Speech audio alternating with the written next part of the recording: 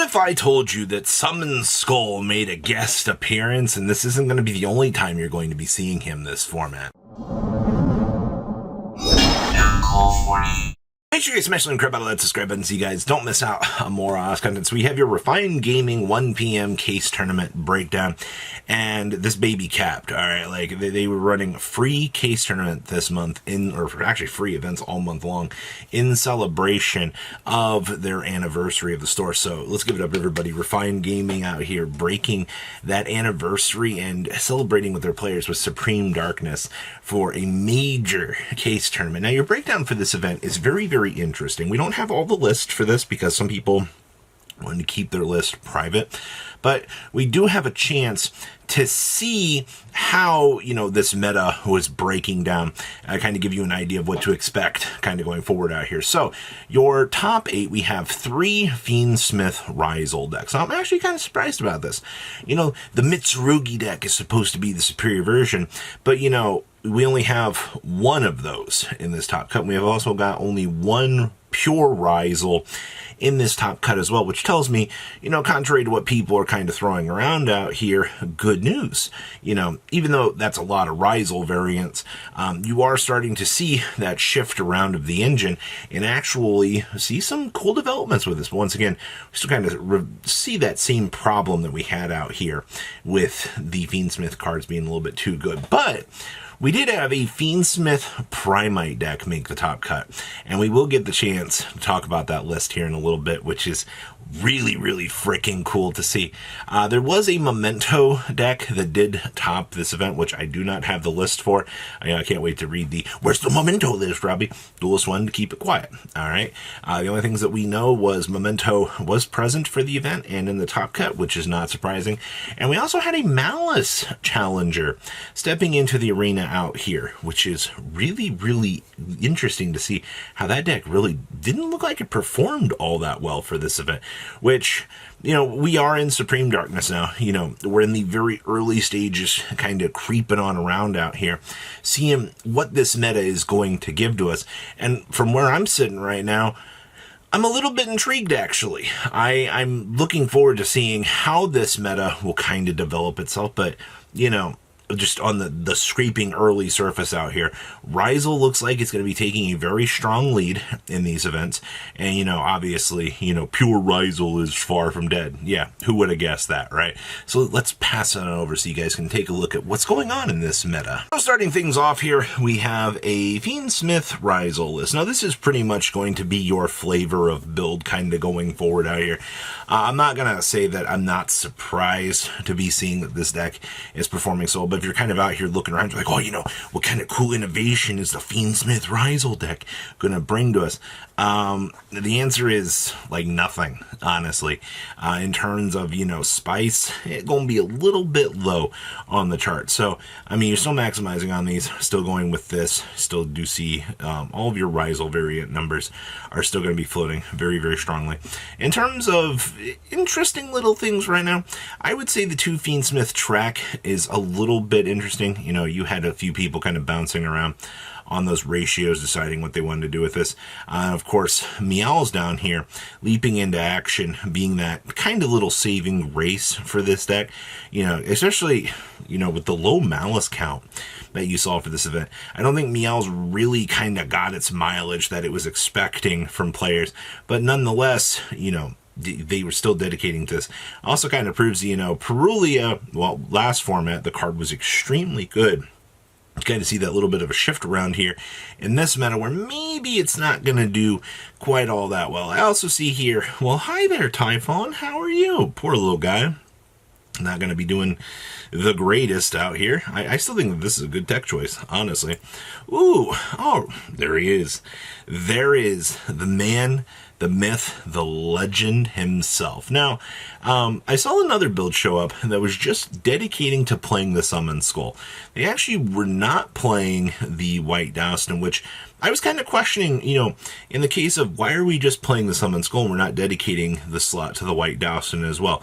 So the reason why you want to play this is it speeds up the process. to getting to the Wave King Kaiser, because Mr. Wave King, Caesar here, does have that nice little restriction of 2 level 6 Fiend monsters. Guess what this is? It is a level 6 Fiend monster, which means we can turbo dump on in to summon Skullman out here, and we've literally achieved one of the things that we set out to do, which is freaking hilarious that you actually have this level of synergy. Now, keep in mind with this, we are maximizing on triple roar. You want to make sure that, you can get to White Dowston so you can start full Fiendsmith combo. In terms of their hand trap ratios, I see we were pushing for Ghost Ogres, which is fine. We've also got Drill Beam. They only chose to play 1 Drill Beam, actually, which I think is fine. And also, we have the Challenger down here. Yes, that's right. Mr. Barrier Statue of the Abyss himself, coming in very, very strong out here to punish your opponent. Yeah, I too love being locked into dark monsters. Yeah, it feels really good. All right. Ooh. We have, dare I say, a pure Ryzel variant. Oh my gosh, the stars have told of these. Honestly, I think that this is funny because everybody out here has been slamming on pure for this meta. Everybody's like, if you're not playing Mitsurugi, if you're not playing, the Fiendsmith variant, you're just handing out free W's. Well then, why does this variant keep showing up out here if it is quote unquote such a terrible deck? And I've really been wondering that for a little while. Come on now. This deck is not as bad as people are making it out to be honest with you. In terms of deck build, I see that they went with the triple Peruli in the main and only 1 Fulwars. That's very interesting. They also chose to play Pond of Prosperity in here instead of the Pond of Desires to kind of tutor in for more of that draw power. That's kind of interesting. No Nibiru's present in the main. I see that they did choose to play the Donner down here, which is typically a sign of wanting to see the Nibiru, which, okay. Also, there's 2 droplets in the main. Having a board breaker to kind of help you out in bad situations, I don't think that this is a bad call. We've seen some pretty strong developments in the meta that this will probably help you out with, so okay, I like that. Next up here, we've got more Fiendsmith Ryzel for you. Now, let's call it what it is. This is going to look kind of familiar for what you've already seen so far here, I guess, but okay, so still going with the full numbers on the packages, which is fine.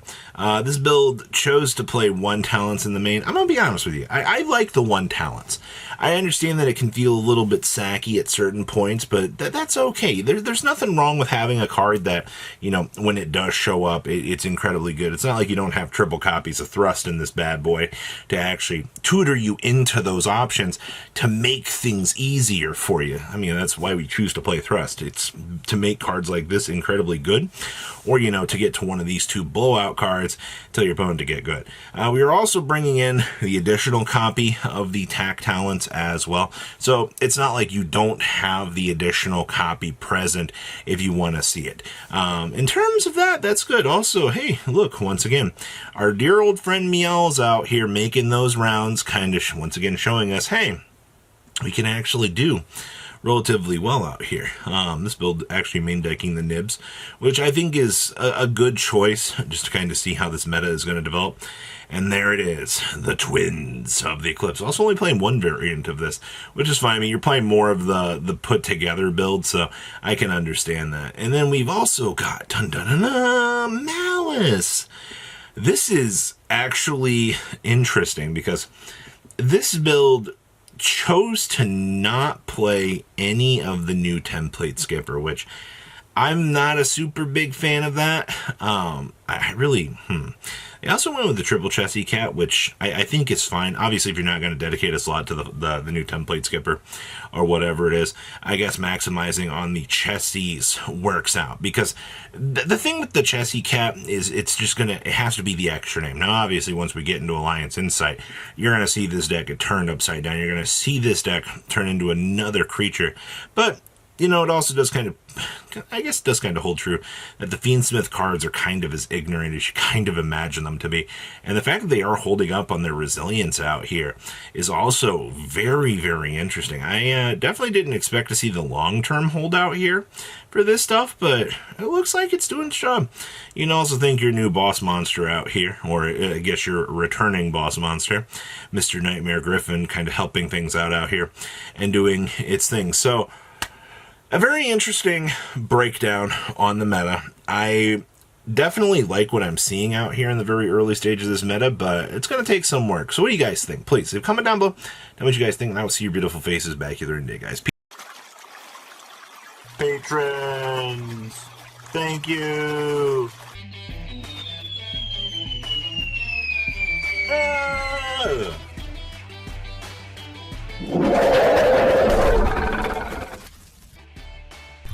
Thank you so much for watching. Check out these other videos.